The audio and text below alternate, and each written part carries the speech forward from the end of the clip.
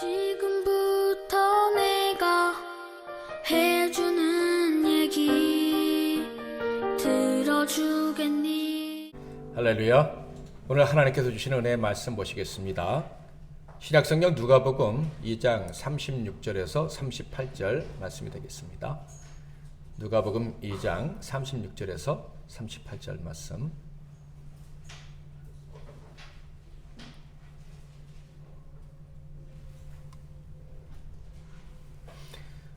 우리 다 같이 한 목소리 읽겠습니다. 영상을 참조하실 분들은 참조하십시오. 시작. 또 아셀 지파 바누엘의 딸 안나라 하는 선지자가 있어 나이가 매우 많았더라.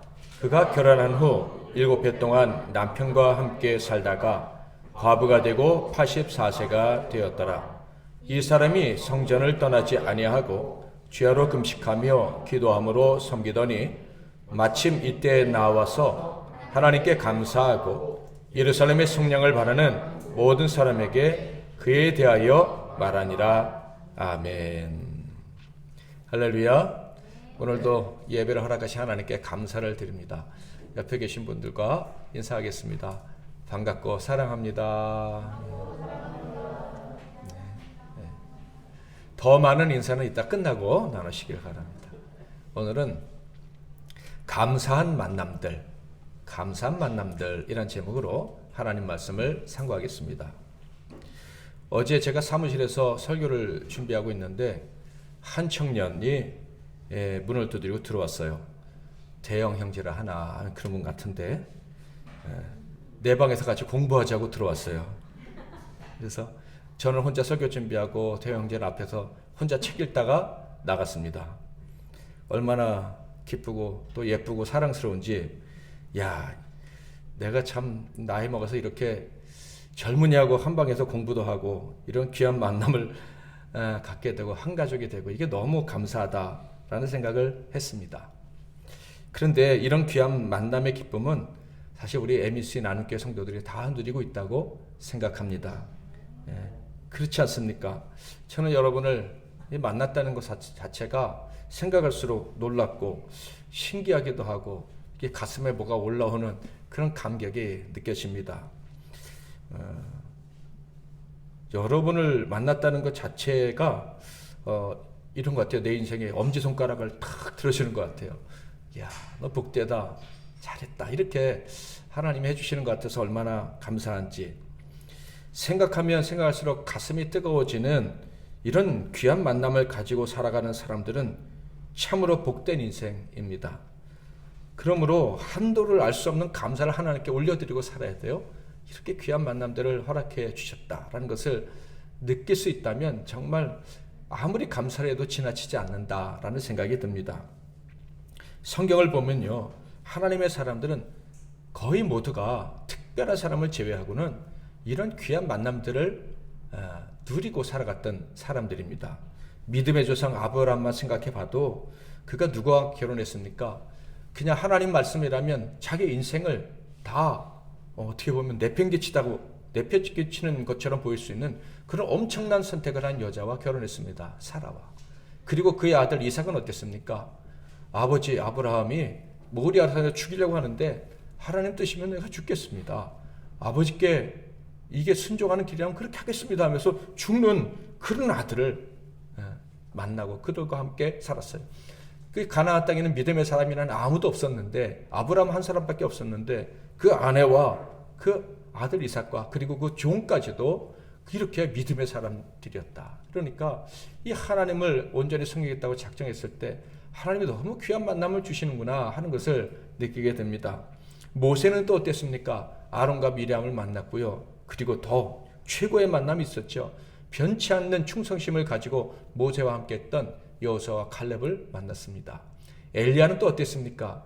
그냥 엘리야라면 모든 것을 그냥 그의 고독까지도 다 뺏어서 다 배우고 싶다 하면서 그냥 엘리야의 모든 것을 스폰지처럼 받아들이는 제자 엘리사가 있었습니다. 그러니까 하나님의 사람들은 이렇게 귀한 사람과 만나고 동행하는 복을 누렸다 하는 것을 알 수가 있어요. 비록 그들의 삶이 결코 만만한 삶은 아니었죠.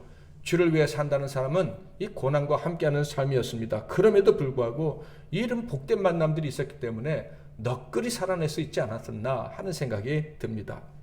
그렇다면 우리 예수님께서 인간이 되셔서 이 땅에 오셨을 때 그때 어떤 일이 일어났을까?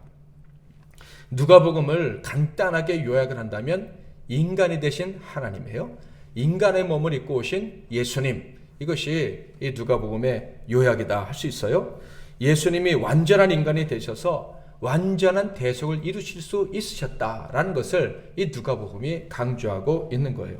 자, 그런데 이 예수님이 인간으로 처음 오셨을 때 어떤 일이 벌어졌을까요? 누가복음 1, 2장을 보면 예수님이 처음 오셨을 때 예수님을 맞이한 사람들과 그 주변의 사람들의 이야기가 너무 감격스럽게 기록되어져 있습니다. 예수님과 가까운 사람들, 예수님을 모시고 살기로 한 사람들은 너무나도 귀한 만남들을 누리고 사는구나 하는 것을 이 누가복음 1장, 2장을 보면 확인할 수가 있는 거예요. 이 만남들 통해서 서로가 서로에게 위로가 되고 격려가 되고 그래서 기뻐하며 감격하는 모습들이 기록되어져 있습니다. 당연하겠죠. 예수님은 화평케 하시러 오신 분이에요. 그래서 예수님이 마리아의 몸속에 잉태된 순간부터 이 사람들이 하나 되고 화평하게 되는 그런 기적들이 나타나는 것을 볼 수가 있는 거예요. 저는 근본에 이 누가복음을 묵상하면서 이런 복된 만남을 가진 당사자들, 그러니까 예수님 오셨을 때 그 예수님을 중심으로 해서 만남을 가졌던 사람들이 얼마나 행복했을까, 이런 생각을 새삼스럽게 해봤습니다. 그 생각을 하면서 나와 우리 성도들 역시도 정말 귀한 만남을 가지고 살아가고 있으니 정말 행복한 사람들이 아닐까. 그러니까 더 감사해야겠구나. 우리가 우리 서로에 대해서 우리의 만남에 대해서 더 감사하며 살아야겠구나 하는 생각을 했습니다. 옆에 계신 분들, 당신과 만나서 너무 행복하고 감사합니다. 한 번 더 인사하겠습니다. 당신과 만나서 너무 행복하고 감사합니다. 네. 우리 성도님 이런 거 시켜도 너무 형식적이지 않고 진심이 담겨 있는 것 같아서 너무 좋습니다. 예수님께서 이 땅에 오셨을 때 예수님을 중심으로 만나는 그 만남의 첫 번째는 요셉과 마리아입니다. 천사가 결혼도 하지 않은 이 소녀에게 갑자기 찾아와서는 성령으로 네가 잉태했다, 처녀인데 임신했다, 이런 말을 한 것입니다. 그런데 이 충격적인 소리를 듣고 마리아가 뭐라고 했습니까? 우리 같이 한번 읽어보도록 하겠습니다. 누가복음 1장 38절 시작. 마리아가 이르되 주의 여종이 오니 말씀대로 내게 이루어지이다 하매 천사가 떠나가니라. 아멘. 주의 말씀에 순종하겠습니다 했는데 천사가 그래 알았다고 떠나갔는데 남아있는 마리아에게는 어떤 일이 벌어졌어요? 진짜 임신하는 역사가 벌어졌어요. 그런데 이것은요, 결혼하지 않은 처녀가 임신했다고 하는 무서운 일이 벌어진 거예요. 이 마리아의 약혼자 요셉 입장에서는요, 정말 절대 받아들일 수 없는 배신감을 느끼게 하는 그런 사건이 벌어진 거예요. 실제로 유대에서 그런 일이 벌어지면 이 여자가 이런 죄를 저질렀다 하면서 드러내서 돌로 쳐서 죽이는 그런 일이 유대의 법이었어요. 그런데 요셉은 어떻게 했습니까? 이런 받아들일 수 없는 일을 받아들입니다. 그리고 떠들지 않고 조용히 파혼을 하려고 한 거예요. 이 정도로도 요셉은 마리아에게는 너무 고마운 사람인 거예요. 정말 좋은 남자를 만난 것이죠. 그런데 요셉 역시 주의 사자로부터 하나님의 말씀을 전해 듣고는 어떻게 합니까? 주의 말씀대로 순종하겠습니다 하고 이 결혼하기도 약속했고 아직 결혼하지 않은 이 마리아가 임신했음에도 불구하고 자기 아내로 맞아들이기로 한 것입니다. 그러니까 예수님이 이 땅에 오셨을 때 마리아가 그 예수님을 믿음으로 탁 받아들이는 순간 어떤 일이 벌어졌어요? 자기 남편과 더 좋은 만남, 더 신뢰할 수 있는 만남이 이루어졌다라는 것을 알 수가 있어요. 마리아와 요셉의 만남은 참 복된 만남이 된 것이죠. 두 번째 만남은요, 마리아와 태중에 있던 세례 요한과 그의 부모 사가랴와 엘리사벳의 만남이었습니다. 마리아가 잉태한 이후에 바로 요셉과 결혼한 것이 아니었죠. 그 대신에 제사장의 집에 방문을 하게 됩니다. 사실 이 사건만 그냥 보면 무서운 일이에요. 제사장은 율법을 엄하게 지키는 분 아닙니까? 그런데 처녀가 임신하고 제사장의 집에 들어갔다. 그냥 일반적으로 생각해 보면 사자굴에 들어간 꼴이 아닌가라는 생각이 드는 거예요. 그런데 이 제사장의 집은 이 마리아의 친척이기도 했고 세례 요한의 아버지와 어머니의 집이기도 했습니다. 아직 세례 요한이 태어나기 전이었죠. 자, 이 마리아가 사가랴의 집 엘리사벳의 집에 갔을 때 엘리사벳은 세례 요한을 임신한 지 5개월이 지났던 때였습니다. 성전에서 분양하던 사가랴에게 하나님이 말씀해 주셨어요. 네 아내가 나이가 많지만 임신하게 될 것이다. 그리고 그 아들은 요한이라, 세례 요한이라 할 것이다 라고 말씀해 주셨어요. 엘리사벳은 임신할 수 있는 나이를 훨씬 넘기고 있었죠. 그래서 출산에 대한 소망은 완전히 접었던 때였습니다. 그런데 하나님께서 이 여인을 택하셔서 예수님의 길을 예비할 아들을 낳도록 하셨던 거예요. 엘리사벳의 입장에서는 평생의 한이 풀리는 순간이었는데 그녀는 이것을 사람들에게 자랑하지 않았습니다. 오히려 특별한 사명을 가지고 자기에게 온 이 아들을 정말로 제대로 내가 양육할 수 있을까 하는 두려움에 하나님 앞에 경건히 기도하면서 은둔 생활을 하고 있었죠. 이 엘리사벳의 비밀이 겉으로 드러나게 된 것은 바로 마리아의 방문 때문이었습니다. 마리아가 방문을 했어요. 자기가 임신을 했다고, 성령으로 임신했다고. 자, 그런데 그 순간 자기 뱃속에서 아직도 태어나지 않은 아기가 막 뛰는 게 느껴진 거예요. 그래서 내 안에도 하나님이 주신 선물이 있다 라면서 말을 하지 않을 수가 없었어요. 그것이 누가복음 1장 39절 41절 말씀이죠. 이때 마리아가 일어나 빨리 산골로 가서 유대 한 동네에 이르러 사가랴의 집에 들어가 엘리사벳에게 문안하니, 그러니까 임신하자마자 바로 간 거예요. 엘리사벳이 마리아가 문안함을 들음에 마리아 아이가 복중에서 뛰노는지라 엘리사벳이 성령의 충만함을 받아 아무에게도 알리지 않고 엘리사벳 혼자만, 자기 남편하고만 둘만 알고 있었어요. 자기 뱃속에 아기가 있다는 것을. 근데 마리아가 어느 순간 자기 안에 아기가 막 뛰노는 거예요. 그래서 내 안에도 아기가 있고 내 안에서 아기가 뛰논다 하면서 마리아에게 이야기를 한 것이죠. 아마 그 순간 둘이 막 손을 잡고 조심스럽게 뛰지는 않았을까 하는 생각도 해봅니다. 이 엘리사벳이 너무 기뻐하면서 그냥 자기에게 주신 성령의 감동으로 마리아를 막 축복하기 시작합니다. 그런데 그 축복의 말 중에서 모든 것이 감동스럽지만 제게 가장 큰 감동이 되는 말씀은 44절, 45절 말씀입니다. 같이 한번 읽어보겠습니다. 시작. 아이가 내 복중에서 기쁨으로 뛰놀았도다. 주께서 하신 말씀이 반드시 이루어지리라고 믿은 그 여자에게 복이 있도다. 제사장은 율법을 철저히 지키는 사람이고 특별히 엘리사벳과 사가랴는 그것을 잘 지켰던 의인이라고 칭찬을 받는 사람이었어요. 처녀가 잉태했다고 하는데 책망을 하기는커녕 너는 복이 있는 여자야 라고 말을 한 거예요. 존경받는 제사장의 아내 엘리사벳이 이런 말을 해줬을 때 마리아에게는 너무나도 큰 힘과 용기가 생겼을 것 같습니다. 그동안 두려움과 불투명한 미래 때문에 가슴을 졸였던 이것이 완전히 사라지고 미래의 희망과 용기가 솟아났을 것 같습니다. 엘리사벳의 축복의 내용을 다시 한번 읽어볼게요. 45절. 주께서 하신 말씀이 반드시 이루어지리라고 믿은 그 여자에게 복이 있도다. 마리아가 주의 말씀대로 이루어질 줄 믿습니다 라고 말한 그것은 너무 잘한 거야. 마리아는 이 말을 하고 잉태하고 파혼의 위기에 직면하게 되었죠.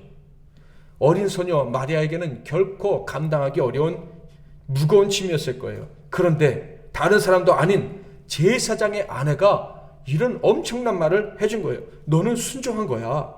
너는 귀한 믿음으로 귀한 결단을 한 거야. 너는 하나님을 전적으로 신뢰하는 믿음이 있고 하나님을 위해서 네 인생을 건 거야. 그건 너무 귀한 거야. 네가 그런 결단을 할 수 있다니, 하나님을 위해서 네 인생을 걸 수 있다니 네 남편에게 버림받을 수도 있고 네 가정을 이루지 못할 수도 있는데 그럼에도 불구하고 네가 하나님을 위해 살겠다고 결단을 했다니 너는 얼마나 복된 여자냐. 마리아의 행실을 조금도 의심하지 않고 그냥 엘리사벳은 완전히 믿어주고 그 믿음을 완전히 인정을 해준 거예요. 저는 이 엘리사벳의 말을 듣는 순간 내가 마리아였다면 눈물이 핑 돌지 않았을까? 어쩌면 펑펑 울었을지도 모르겠다. 그런 생각이 듭니다. 야, 진실로 내 삶에 일어난 하나님의 역사를 인정해 주는 분이 계시다니. 내가 하나님 앞에서 결단한 그것을 사람들이 볼 때는 정말 터무니없는 짓이고 말도 안 되는 하나님의 뜻을 받아들인 건데 그걸 잘했다고 인정해 주시는 분이 계시다니. 그것도 제사장의 아내가. 야, 나는 정말로 하나님 뜻대로 이 길을 걸어가고 있는 게 맞구나. 나는 정말 복받은 사람이구나. 어떤 희생을 치르더라도 나는 정말 가치 있는 인생을 살아가고 있구나. 그리고 이 어둠의 시대에, 이 영적으로 캄캄한 시대에 이렇게 귀한 분, 이렇게 하나님을 사랑하고 하나님에서 모든 것을 바치고 싶은 분이 계시다니, 이야, 너무나도 감사하고 놀랐구나. 그래서 가슴에 정말 감격이 넘치고 긴장이 풀리는 부분도 있었을 것이고, 그리고 샘이 솟아나는 부분도 있었을 것 같습니다. 우리가 교회에서 성도들을 만날 때마다 경험하는 것처럼 그런 놀라운 위로와 격려를 마리아가 경험을 한 것이죠. 그래서 마리아는요, 너무 좋았던 것 같아요. 곧바로 집으로 돌아가지 않고 무려 석 달 동안 그 집에 머무르게 됩니다. 그리고 엘리사벳이 출산할 때가 되어서야 집으로 돌아가서 그리고 자기 남편 될 사람 요셉과 만나 결혼을 하게 되죠. 그러니까 엘리사벳을 만나고 너무 좋아서, 이 만남이 너무 감사해서 그 감사함을 그냥 마음껏 누리다가, 맥시멈으로 누리다가 돌아간 것 같습니다. 여기서도 보면 엘리사벳이 얼마나 마음이 넓고 헌신적인 사람인지를 알 수가 있어요. 엘리사벳은요, 임신을 했습니다. 거기다가 나이가 많아요. 그런데 손님이 자기 집에 와서 머무는 거예요. 엘리사벳은 출산할 날이 가까우니 손님이 한 사람 더 있다는 것은 결코 종들이 좀 도와줬다고 할지라도 쉬운 일은 아니었을 것 같습니다. 신경을 써야 되잖아요. 거기다가 예수님까지 임신한 여인이니까 얼마나 귀해요. 그러니까 정말 정성껏 돌봐줬을 것 같아요.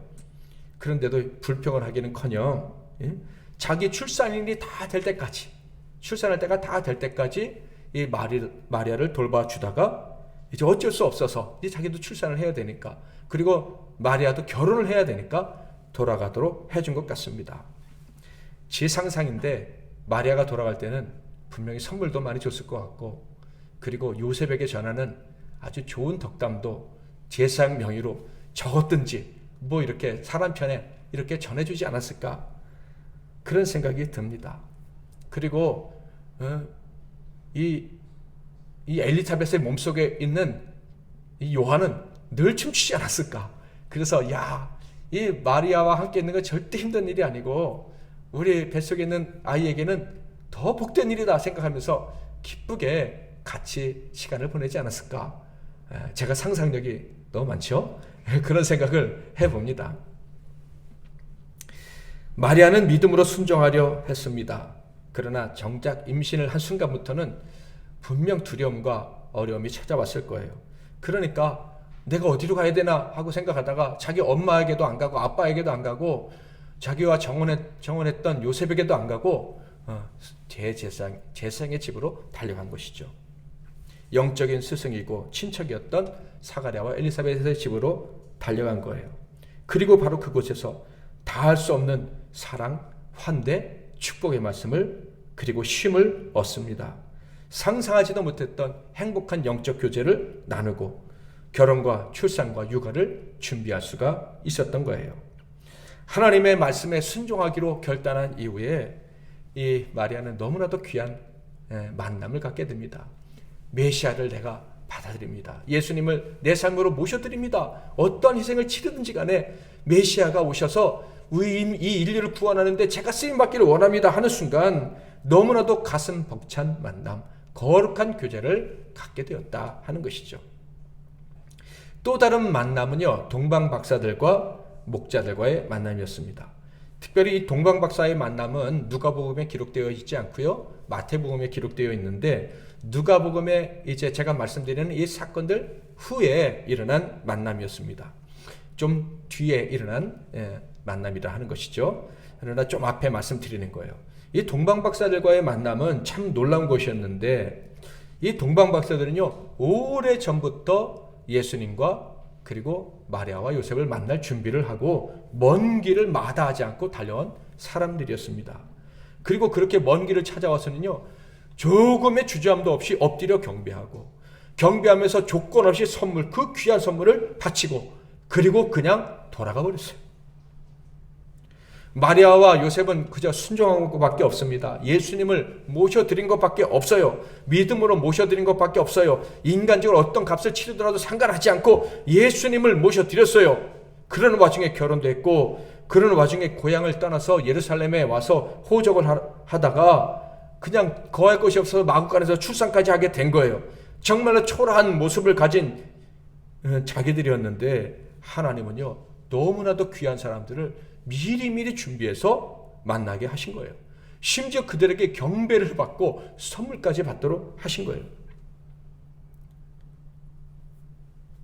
마리아와 요셉이 조건 없이 하나님께 헌신을 결정하자 상상하지도 못했던 만남을 합니다. 본인들도 만났고 누구도 만났어요? 자기 아들 예수도 너무나도 귀한 만남을 할 수 있는 복을 누리게 되었다 하는 거예요.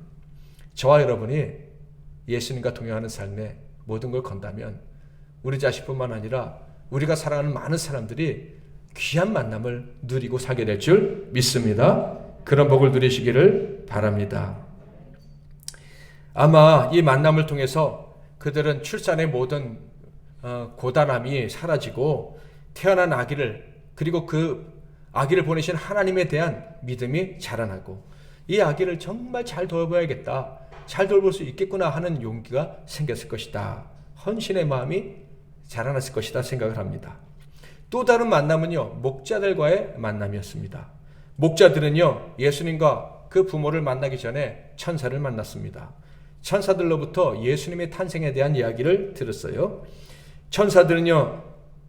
목자들은 천사들의 이야기를 듣고는 아기 나신 곳으로 가자라고 서로를 격려합니다. 그리고 아기 예수께 찾아왔죠. 저는 이게 너무나도 멋진 일이다라는 생각이 듭니다. 당시 목자들은요, 가장 천한 직업에 속했습니다. 그래서 이 목자들은요, 우리 생각과는 달리 도둑놈 취급을 받았다고 합니다. 언제 우리 집에 와서 뭘 훔쳐갈지 모른다라고 여기는 이 직종이 바로 목자였다. 그래서 아주 멸시하고 멀리했다는 거예요.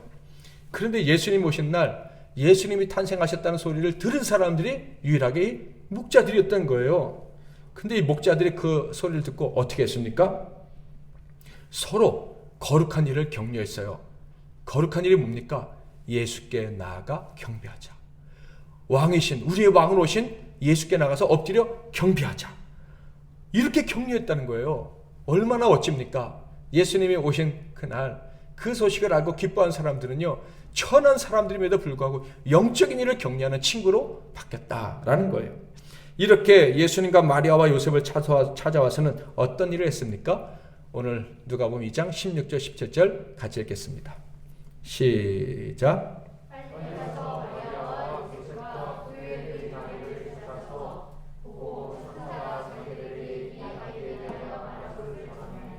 자기들이 천사들에게 들은 것을 마리아와 요셉에게 전해줬습니다. 그러니 마리아와 요셉이 듣고 얼마나 기뻐했겠습니까? 목자들 역시도 정말 천사들이 말한 대로 하나님 보내신 왕이, 아기가 태어났다는 사실을 확인하고는 우리가 이런 귀한 만남을 가질 수 있다니 너무 영광스럽구나, 너무 감사하구나 하는 생각을 했습니다. 그게 20절에 나와 있어요. 목자들은 자기들에게 이르던 바와 같이 듣고 본 모든 것으로 인하여 하나님께 영광을 돌리고 찬송하며 돌아가니라. 자, 그렇다면 이 목자들과의 만남, 마리아에게는 어떤 의미가 있었을까요? 다음 구절을 보면 마리아가 이 만남을 통해서 정말 큰 힘을 얻었다는 것을 알 수가 있습니다. 18절, 19절 같이 읽겠습니다. 시작. 목자들이 그들에게 말한 것들을 놀랍게 여기되 마리아는 이 모든 말을 마음에 새기어 생각하느라. 아멘. 목자들이 찾아서 한 말을 어떻게 했다고요? 마음에 새겼다. 이거는요, 숙고했다 이런 말이에요. 숙고했다는 말은 기억해내고 되새겼다 이런 뜻인데, 마리아가 뭘 기억해냈겠어요? 예수는 임마누엘이다. 하나님이 너와 함께 계시다는 증거다. 그가 많은 사람들을 구원해낼 것이다. 이 말을 생각해낸 거예요. 아기를 낳으면 모성애라는 생겨가지고 내 자식 이런 생각을 하기가 쉬운데, 이 예수는 내 자식 이전에 하나님의 아들이구나. 인류를 구원하시기 위해 하나님이 보내신 종이구나 하는 것을 생각했다. 그러니까 아들을 얻은 기쁨보다는 하나님의 뜻을 더 깊이 생각할 수 있는 계기가 바로 이 귀한 만남을 통해서 이루어졌다라는 거예요. 또 다른 두 번의 만남을 더 말씀을 드리고자 합니다. 이 두 번의 만남은 예수님께서 성전에 가셨을 때 일어났던 만남이에요. 시몬과 안나라는 아주 나이 많은 경건한 신실한 하나님의 종들과의 만남입니다. 여기서 예수님과 그의 부모가 성전에 간 이유를 먼저 잠깐 알아보면요, 22절과 23절을 보면 성전에 가셨던 목적이 크게 두 개라는 것을 알 수가 있어요. 첫째는 출산을 한 여인의 정결 예식을 위함이었습니다. 22절 다 같이 읽겠습니다. 시작.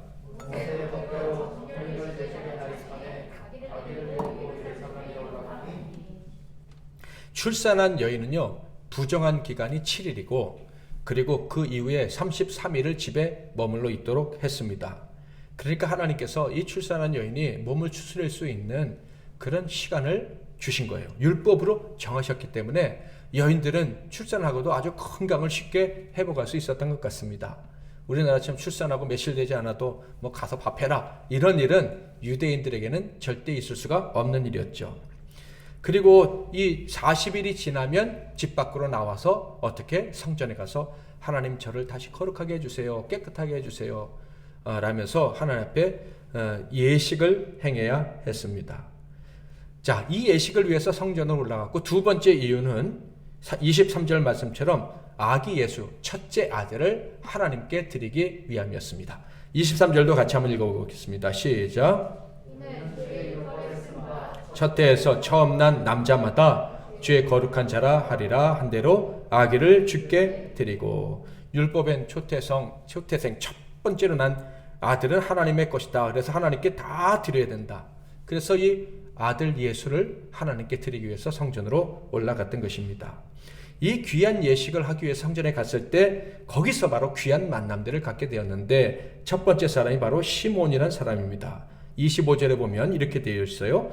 예루살렘에 시몬이라 하는 사람이 있으니 이 사람은 의롭고 경건하여 이스라엘의 위로를 기다리는 자라. 성령이 그 위에 계시더라.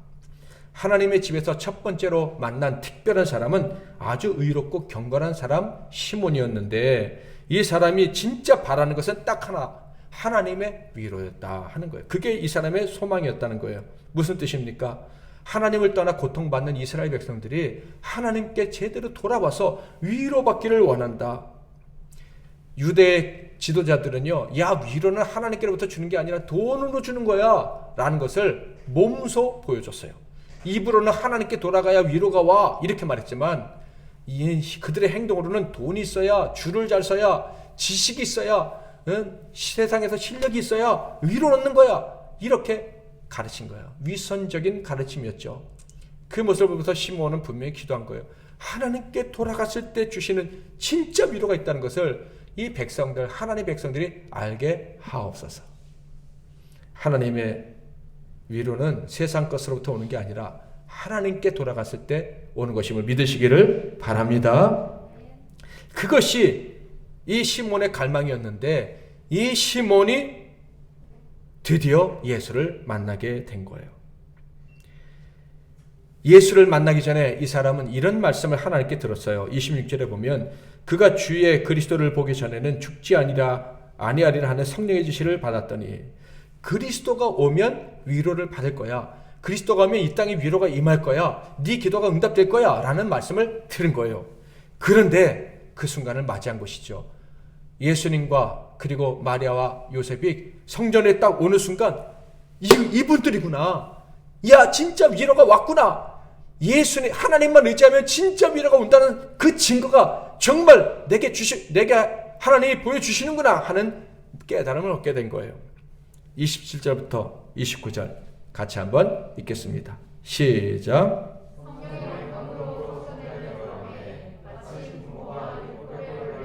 행하고자 하여 그 아기 예수를 데리고 오는지라. 시몬이 아기를 안고 하나님을 찬송하여 이르되 주제여 이제는 말씀하신 대로 종을 평안히 놓아 주시는도다. 예수님을 만났는데 예수님은 어떻게 했다고요? 알았다고. 저분이 이 땅의 위로야 하는 것을 성령으로 깨달았을 뿐만 아니라 예수님을 딱 안는 순간 정말 위로가 임했구나. 이 백성들이 다시 살 수 있겠구나. 이 백성들이 이제 이후로 하나님께만 돌아가면 진짜 위로를 얻을 수 있다. 진짜 행복을 누릴 수 있다. 그 증거가 바로 예수구나 하는 것을 깨닫게 된 거예요.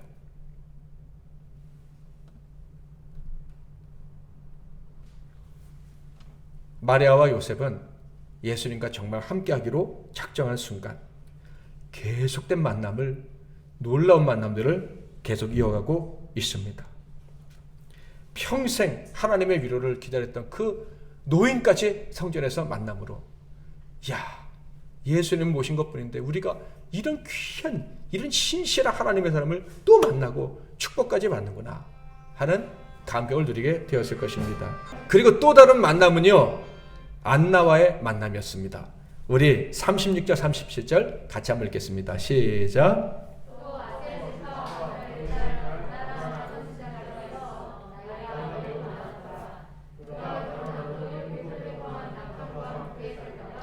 과부가 되고 84세가 되었더라. 이 사람이 성전을 떠나지 아니하고 주야로 금식하며 기도함으로 섬기더니. 이 말씀만 보면 이 여인은 결코 순탄한 인생을 살아온 사람이 아님을 알 수가 있어요. 몇 살에 결혼했는지는 알 수 없습니다. 대개 조금 일찍 결혼하면 14살, 일반적으로 16살, 조금 늦으면 20살까지도 갈 수가 있겠죠. 자, 몇 살에 결혼했는지 모르지만 아주 어렸을 때 결혼을 했을 거예요. 그런데 딱 7년 결혼 생활을 했다고 합니다. 남편과 사별을 한 것 같습니다. 그리고 수십 년이 흘렀어요. 84세가 되었다라고 지금 우리 성경에 되어 있어요. 그러면 14살에 결혼했으면 70년이 지난 거예요. 70년 동안 주야로 금식하며 기도함으로 섬겼다. 이렇게 되어 있어요. 자, 그런데 옛날 성경에는 어떻게 되어 있냐면 84년이 흘렀다. 이렇게 되어 있어요. 그러니까 14살에 결혼하고 7년 있다가 남편이 죽고 84년이 지났으면 몇 살입니까? 105살이 되는 거예요.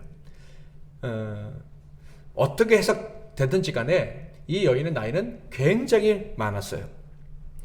이 안나는요, 이 많은 세월 동안 최소 70년, 길면 84년 동안 생애 전부죠. 그것을 성전에서 금식하고 기도함으로 섬기는데 다 바쳤다 하는 거예요. 여기서 섬겼다는 말은요, 예배했다는 뜻입니다. 금식하고 기도하면서 늘 예배하는 삶을 살았다. 이게 무슨 뜻이냐면 세상 욕심, 정욕 이런 것들을 바라보지 않고 하나님께만 초점을 맞추고 살았다, 이런 뜻입니다. 디모데전서와 고린도전서에 보면 이런 사람을 참 과부라고 부릅니다. 디모데전서 5장 5절을 볼까요? 참 과부로서 외로운 자는 하나님께 소망을 두어 주야로 항상 간구와 기도를 하거니와. 남편을 잃는 것은 당시에는요, 지금도 쉬운 일은 아니지만 너무 고통스럽고 두려운 일이었습니다. 생계를 보장받을 가능성은 거의 없었고요. 극도로 외로운 지경에 처하게 되는 거예요. 그럼에도 하나님만 의지하고 살아간다는 것은요, 대단한 신앙의 본이죠. 그래서 이런 여인을 참 과부라고 부르고 신앙인들은 이런 사람을 본받아라 라고 사도 바울이 가르쳤던 것입니다. 그런데 이런 귀한 신앙의 여인, 80년이 넘는 최소 70년 이상의 그 긴 시간을 그 힘든 삶 속에서도, 외로운 삶 속에서도 하나님을 원망하거나 세상을 비관하지 않고 하나님께 집중하고 예배하며 기도하며 금식하며 살았던 사람을 바로 마리아와 요셉, 예수님이 만난 거예요. 그리고 이 여인은요, 이 가족을 만나자마자 먼저 하나님께 감사하고, 그리고 진정한 믿음을 가진 사람들에게 이 예수님과 그 부모를 막 소개를 한 거예요. 그러니까 만남이 이때부터 막 폭발적으로 늘어났다라는 것을 알 수가 있어요. 38절 같이 한번 읽겠습니다. 시작. 성령을 바라는 모든 사람의 이에 대해 말하니라. 아멘. 마리아와 요셉은 그저 기쁨으로 순종한 것밖에 없어요. 하나님의 말씀보다, 내 생명보다 귀합니다. 내 인생이 망가진다고 해도 하나님 말씀은 온전히 서야 됩니다. 그 말씀은 온전한 것입니다. 그래서 난 인생을, 그 말씀을 바치겠습니다 한 것밖에 없어요. 그런데 아기를 임신한 그 순간부터, 그리고 출산한 이후 성전에 처음 올라갔던 그때에도 계속해서 귀한 사람들을 하나님이 만나게 하시는 거예요. 만나면 축복해주고, 만나면 위로를 주고, 만나면 힘을 주는 그런 사람들, 경건하게 하나님만 바라며 살던 사람들, 숨어있는 의인들, 남은 자들, 그들을 계속 만날 수 있도록 하나님께서 해주신 거예요. 그분들과 만날 수 있다는 것만으로도 너무나도 귀하고 감사한데 그들의 축복까지 받을 수 있도록 하신 거예요. 누가는요, 이 귀한 만남들을 가진 이후에 예수님과 그의 부모는 고향인 나사렛으로 돌아갔다라고 이야기합니다. 39절, 주의 율법을 따라 모든 일을 마치고 갈릴리로 돌아가 본 동네 나사렛에 이르니라. 그런데 엄밀하게 말하면 안나와 만남을 딱 마친 이후에 예수께서 나사렛으로 가신 것이 아니에요. 이후에 무슨 일이 있었냐면 동방박사가 찾아와서 만나는 일이 있었습니다. 그리고 나서 어떤 일이 있었습니까? 헤롯이 어린아이들 다 죽이라고 해서 예수님이 어떻게 하셨죠? 애굽으로 피신한 일이 있었어요. 그런데 누가는 그것을 싹 빼고 바로 이 만남 이후에 갈릴리로 가신 것처럼 묘사를 하고 있었습니다. 왜 그랬을까? 왜 나쁜 사람 만나가지고 고통당한 일은 빼놓고 좋은 사람들 만난 이후에 평안하게 갈릴리로, 나사렛으로 가신 것처럼 성경은 기록되어 있을까? 여기에는 분명한 이유가 있겠죠. 학자들 중에는 이런 의견을 내시는 분이 있어요. 사도행전은 이방 땅에서 이루어진 일을 주로 기록했고, 그리고 누가복음은 유대 땅에서 이루어진 일을 주로 기록했다. 저자는 한 사람이에요. 누가예요. 그러니까 그 지역을 딱 구별해서 쓰려는 의도를 가졌기 때문에 이방 땅, 그러니까 애굽에서 벌어진 일은 기록하지 않은 것이다 라고 주장하시는 분이 있어요. 그러나 저는 성경을 묵상하면서 더 중요한 의미가 있다는 생각을 합니다. 그게 뭐냐면 하나님 뜻대로 살기로 결단한 사람들에게는 정말 좋은 만남들을 주신다. 그것을 강조하기 위해서 예수님은 누가복음에서 어떤 분을 오셨다고 강조하고 있다 그랬어요? 사람의 아들, 인간으로 오신 분임을 강조하고 있다고 말씀하고 있어요. 그래서 사람이신 예수, 마리아와 요셉과 똑같이 사람이신 예수, 그 예수 역시 하나님 뜻대로 온전히 살기 위해서 모든 것을 버리고 이 땅에 오신 분 아닙니까? 사람인 이 땅에 사는 존재들이 하나님 뜻대로 살려고 결단을 하면 좋은 만남들을 계속해서 주신다. 이것을 강조하기 위해서 누가는 이 헤롯과의 일을 뺀 것이 아닌가라는 생각이 듭니다. 정말로 그렇습니다. 하나님의 사람들은요, 하나님이 절대 혼자 내버려 두지 않으십니다. 하나님 말씀대로 살기로 작정한 사람들은요, 절대로 외로움에 내팽개치지 않으십니다. 귀한 만남을 주십니다. 그 사람이 이 땅에 사는 동안 하나님 뜻대로 인생을 살고 특별히 예수를 모시고 살고 싶은 그 결단을 하고 그것을 위해서라면 모든 것을 잃어도 된다라고 결단만 하면 모든 고난을 상쇄할 만큼의 엄청난 위로를 주는 만남들을 계속해서 주시는 거예요.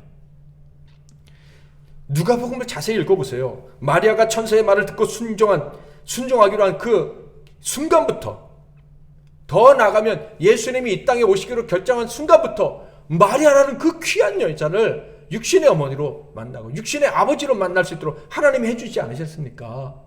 마리아와 요셉도 마찬가지예요. 예수님을 모시고 그분을 가장 소중히 여기고 그분의 그 예수를 주신 하나님의 뜻을 알고 거기에 인생을 바치기로 한 순간부터 계속해서 좋은 만남들이 이어지고 있습니다. 예수님을 모시고 하나님 뜻대로 살기로 결단한 그것은 절대 헛된 것이 아니야 라는 것을 하나님이 알려주시는 것처럼, 알려주시기로 작정하신 것처럼 가슴 따뜻한 만남들을 계속해서 주시는 거예요. 만약에 우리가 예수를 믿고 오랜 시간 동안 신앙생활을 했는데 가슴 따뜻한 만남들을 나는 경험한 적이 별로 없어요. 우리 교회는 그렇게 많은 신자들이 있는데 나는 늘 외로웠어요 라는 분이 있다면 둘 중에 하나겠죠. 내가 하나님 뜻대로 살려는 결단을 하지 못했던가, 아니면 그 많은 성도들 중에 정말로 예수를 위해서 모든 것을 바치고 싶다라는 결단을 한 사람이 없던가, 둘 중에 하나겠죠.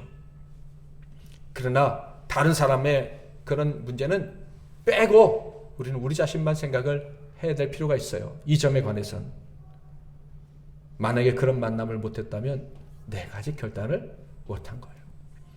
반드시 있어요. 내가 하나님 뜻대로 살기로 결단하면 반드시 내 주변에 너무 귀한 분들이 있는 거예요. 그리고 그들을 반드시 만나고 행복과 감격을 누리며 살아갈 수가 있는 거예요. 인간으로 오신 예수와의 동행을 결정한 순간부터, 그 시작부터 하나님이 얼마나 놀라운 복을 주시는지 누가복음은 우리에게 알려주고 있습니다. 이것은 절대 만들어낸 이야기가 아니고 상상이 아니고 이미 우리가 경험하고 있는 것입니다. 추수감사주일을 한 주 앞두고 올 한 해 가장 감사한 일이 뭘까라고 생각을 해봤습니다. 정말 감사한 게 너무 많은데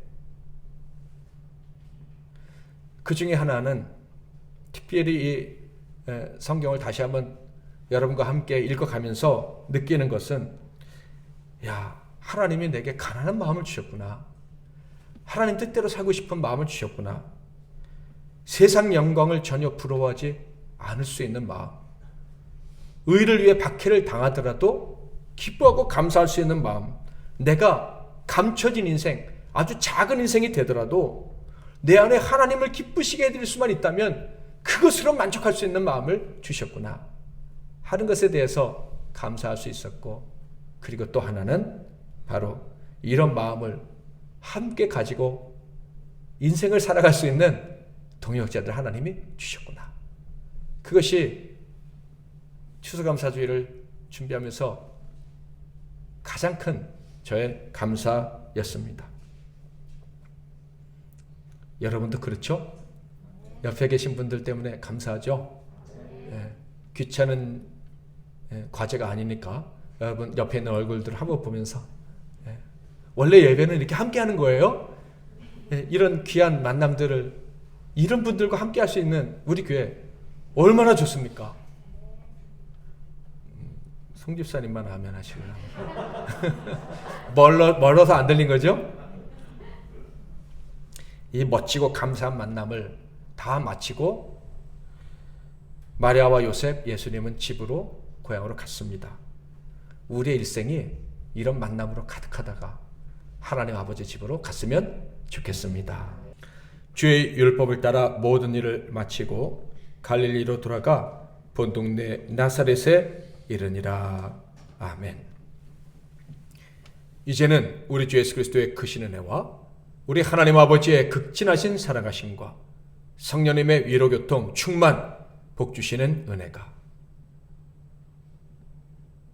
오직 믿음과 충성된 마음으로 예수님을 영접한 그 사실 하나 때문에 평생 너무나도 감사하고 감격스러운 만남의 복을 누리다가 영원한 본향으로 행복하게 들어가게 될 이 시간 머릿속에 모든 복된 종들 한 분 한 분 위에와 그들의 모든 만남들과 가정과 산업과 건강과 미래 위에 이 나라와 이 민족과 세계 열방과 주님께서 피로 값주고 사신 우리 MEC 나눔교회와 특별히 시험을 보는 우리 학생 위에 이제로부터 영원토록 함께 하실지어다.